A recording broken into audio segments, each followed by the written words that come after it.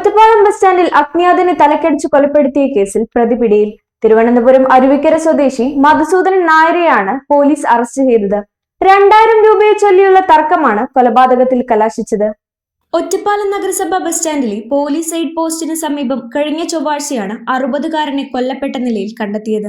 ഇതര സംസ്ഥാനക്കാരനായ ഇയാളെ കല്ലുകൊണ്ട് തലക്കടിച്ചാണ് കൊലപ്പെടുത്തിയത്. ഈ കേസിലാണ് തിരുവനന്തപുരം അരുവിക്കര വമ്മണ്ണൂർ രേവതി ഭവനിൽ മധുസൂദനൻ നായരെ പോലീസ് അറസ്റ്റ് ചെയ്തത്. 2000 രൂപയുടെ സാമ്പത്തിക തർക്കമാണ് ക്രൂരമായ കൊലപാതകത്തിലേക്ക് നയിച്ചത്. കൊല്ലപ്പെട്ടയാൾ മധുസൂദനിൽ നിന്ന് 2000 രൂപ കടം വാങ്ങിയിരുന്നു.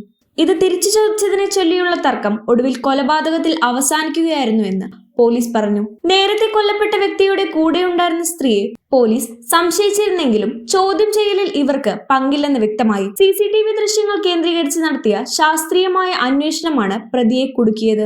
കൊലപാതകം നടന്ന രാത്രി മുതൽ പുലർച്ചെ വരെ മധുസൂദനൻ സംഭവ സ്ഥലത്തുണ്ടായിരുന്നതായി ദൃശ്യങ്ങളിൽ നിന്ന് കണ്ടെത്തി.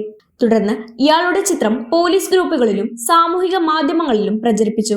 കൃത്യത്തിനു ശേഷം ചെർപ്പുളശ്ശേരിയിലേക്കും പട്ടാമ്പിയിലേക്കും കടന്ന മധുസൂദനൻ കേസിന്റെ വിവരങ്ങൾ അറിയാനാണ് തിരികെ വീണ്ടും ഒറ്റപ്പാലത്തെത്തിയത്.